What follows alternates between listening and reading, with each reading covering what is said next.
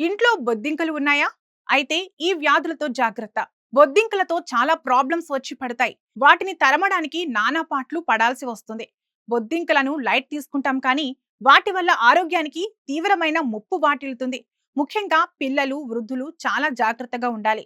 ఎందుకంటే వారి రోగనిరోధక శక్తి బలహీనంగా ఉంటుంది కాబట్టి. బొద్దింకలు అనేక ప్రమాదకరమైన బ్యాక్టీరియా, వైరస్లను తీసుకొస్తాయి. ఇవి ఆహారాన్ని కలుషితం చేయడమే కాకుండా ఇంట్లో ఉన్న ప్రతి మూలలో చీకటి వేళల్లో మురికిని వ్యాపింపచేస్తాయి. బొద్దింకలు సాల్మొనెల్లా టైఫీ అనే బ్యాక్టీరియాను వెంట పెట్టుకుని వస్తాయి. ఈ బ్యాక్టీరియా వల్ల టైఫాయిడ్ వచ్చే ప్రమాదం ఉంది.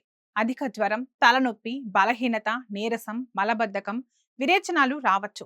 బ్యాక్టీరియా సోకిన తర్వాత 3 రోజుల్లోపు ఈ లక్షణాలు అన్నీ కనిపిస్తాయి. ఈ వ్యాధిని మందులతో నయం చేసుకోవచ్చు, కానీ సకాలంలో గుర్తించడం చాలా ముఖ్యం. బొద్దింకల కారణంగా ఆహారం విషతుల్యం అవుతుంది. బొద్దింకలు అంటిన ఆహారం లేదా నీటిని తీసుకుంటే కడుపు నొప్పి, వాంతులు, విరేచనాలు, జ్వరం వంటివి వస్తాయి. ఇవి తేలిగ్గా ఉంటే మాత్రం ఓఆర్ఎస్ తాగితే సరిపోతుంది.